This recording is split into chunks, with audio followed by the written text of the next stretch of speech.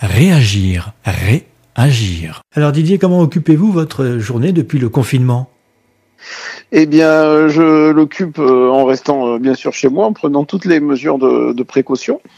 Et puis, je travaille quand même à distance, même si c'est pas les mêmes journées, elles sont pas aussi intenses que quand je vais au collège avec mes élèves, mais j'assure en fait des choses à distance pour qu'ils aient du travail et qu'on puisse suivre une progression même plus légère. Et puis j'ai du temps pour rester chez moi, pour ranger mes affaires. J'en profite en fait pour ranger ma maison, où j'ai beaucoup de dossiers à ranger, ce qui me permet d'avoir du temps pour le faire. Et la vie de famille, comment ça se passe ? Eh bien, j'ai la chance de vivre dans un couple où on s'entend très très bien, où on est très très heureux d'être ensemble. Donc là, les journées sont du coup très très agréables. C'est un bon partage. Voilà, il y a plus de temps en fait. Il y a plus de temps en proximité à la maison, ensemble. C'est plus détendu. C'est plus détendu que les autres jours, que les autres moments en tout cas. Donc ça veut dire que ça renforce un petit peu les liens. Il n'y a pas d'enfants peut-être aussi ? Si. Il y a mon fils qui est là, qui est en garde alternée, mais qui est là donc une partie du temps. Mais on fait des tas de choses. En tout cas, jusque-là, ça se passe très bien. Après, en me projetant sur plusieurs semaines, peut-être que ce qui se vit là et qui permet d'être détendu, d'être un peu plus posé, peut-être qu'au bout d'un moment, ça peut quand même devenir lassant s'en sortir. Mais pour le moment, c'est plutôt un moment de partage en famille où justement on est moins pressé et où du coup c'est plus agréable. Le fait de pas bouger, bon voilà, c'est quelque chose qui est accepté.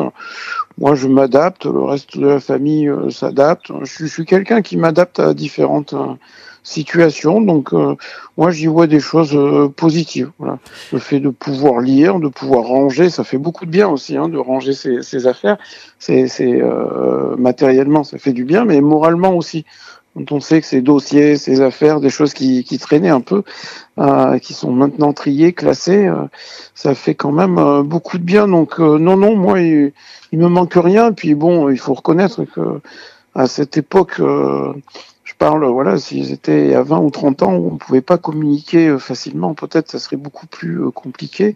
Mais de prendre le temps d'appeler les proches, de leur téléphoner, d'écrire sur les réseaux sociaux ou par mail.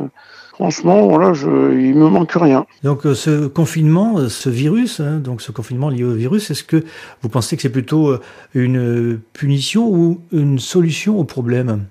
C'est un peu les deux. C'est quand même une punition. Moi, j'ai quand même des choses que j'aime bien, c'est bouger, marcher, me promener et rencontrer les gens, justement en dehors de chez moi, vivre des petits temps où on est là autour d'un café. Pour discuter, vraiment cet échange, ce lien social, j'adore. En fait, c'est quand même une passion, mais c'est aussi quelque chose dont j'ai besoin pour vivre, pour me sentir bien. Alors de ça, bien sûr, je suis puni. Mais comme j'ai été très très nourri ces dernières semaines, du coup, ça me fait un petit temps de repos par rapport à ça. Et puis, par contre, là où c'est un bienfait, un bénéfice, c'est vrai que j'ai l'impression, moi, étant dedans aussi, que la société est un petit peu au ralenti, qu'on a été obligé d'enlever tout ce qui est superflu.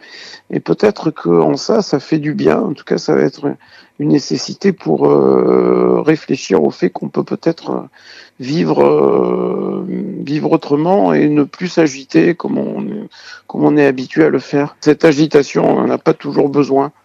Alors justement, est-ce que vous pensez que ce confinement, ce sacré virus, va pouvoir changer le comportement, peut-être les mentalités un peu des Français après coup ? Alors ça, là sur le moment, j'entends, puisque je communique beaucoup, notamment sur les réseaux sociaux, que du coup ça fait réfléchir du monde.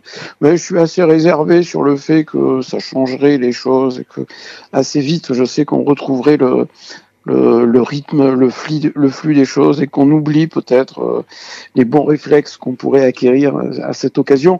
Moi, je me rappelle avoir vécu ici sur l'île de Ré, Xynthia, qui remettait un petit peu les choses qui est obligé en tout cas à réfléchir, à peut-être se positionner autrement. Et puis j'ai aussi le grand souvenir malheureux, tragique, de la période des attentats, avec le premier attentat de Charlie Hebdo qui avait secoué tout le monde, où tout le monde était prêt en fait à vivre dans la fraternité, à s'unir, à se regrouper, à discuter ensemble, à réfléchir, à être posé, à être tolérant, à être proche des autres. C'est vrai que il y a eu un petit quelque chose, ça s'est très très vite essoufflé. Donc oui, j'ai espoir, mais je suis assez réservé. Sauf que là, on est sur un problème mondial quand même. Oui, c'est plus large, oui. Mais moi, je sais pas, je suis optimiste, mais je crois que c'est pas directement par les événements que ça peut changer, c'est plus par la prise de conscience. Là, l'événement, une fois qu'il est disparu, j'espère qu'il va disparaître sans qu'il y ait trop de traces, trop de décès, tout simplement, de malades. Je pense qu'on oublie vite. Les choses s'oublient assez vite. Il faut vraiment le vouloir en fait pour changer les comportements. C'est pas juste un événement qui le permet. Peut-être ça peut l'inciter, mais que ce soit mondial, je crois que les uns les autres, on voit un petit peu ce qu'il y a autour de chez nous. Souvent, on voit pas beaucoup plus loin. Ça entraîne une réflexion. Je sais pas si à l'issue, il y aura véritablement des actions qui seront différentes. Est-ce que vous seriez prêt, vous, éventuellement, à braver l'interdiction pour retrouver cette liberté, entre guillemets? Non, je reste dans les règles. C'est vrai que pour le moment, moi, déjà, je m'adapte. Ensuite, je pense que le besoin que j'ai et l'envie et le plaisir que j'ai à communiquer, par chance, on peut le faire, notamment sur les réseaux sociaux. Donc voilà, je le partage, je le vis comme ça, c'est différent. Non, je veux pas brader l'interdit, même si de temps en temps, j'aime bien jouer avec les interdits, mais là, on n'est pas sur une partie de foot ou une partie on fait pas un jeu, quoi. Donc non, faut être vraiment très sérieux. Honnêtement, au début, j'avais pas pris autant au sérieux que maintenant. Je trouve que vraiment, il faut prendre toutes les précautions possibles pour faire en sorte que ce problème ne devienne pas dramatique. Alors on va se projeter pour une question aussi intéressante. Quelle sera la première chose que vous ferez quand tout cela sera terminé? Je pense que là, je vais faire une grande marche. C'est sur l'extérieur, on va m'aérer. Et puis, assez vite, si je peux réunir les gens, réunir un collectif, réfléchir à ce qu'il y a, aux actions qu'on peut mener les uns les autres pour resserrer un petit peu la fraternité, puis continuer à échanger, à discuter, ça me passionne. Donc oui, prévoir une réunion publique, ça serait une des premières choses que je pourrais faire. Je pense que ça manque en fait ça dans la société, de se voir en direct, de discuter, d'échanger, de donner son point de vue. Donc oui, ça serait une des premières choses à faire, d'autant que j'étais investi dans les élections municipales, j'ai fait un bon résultat sans toutefois gagner la partie. Il y a une petite frustration. Normalement, on fait un débriefing, on reçoit les gens, on rediscute, on pense à l'avenir. Tout ça, on n'a pas pu le faire. Donc oui, j'espère pouvoir me rattraper. Alors, quel serait le message à faire passer aux gens dans cette période compliquée? Je parle bien sûr à l'instant T avec ce coronavirus. De bien se protéger, suivre les règles. Elles sont pas faites pour nous embêter, mais plutôt pour nous protéger. Puis ensuite, rester en lien les uns les autres à cette société qui ralentit, qui pour moi s'agite souvent un peu trop, va trop loin, va trop loin dans le superflu, et que peut-être on peut se recentrer sur des valeurs plus humaines.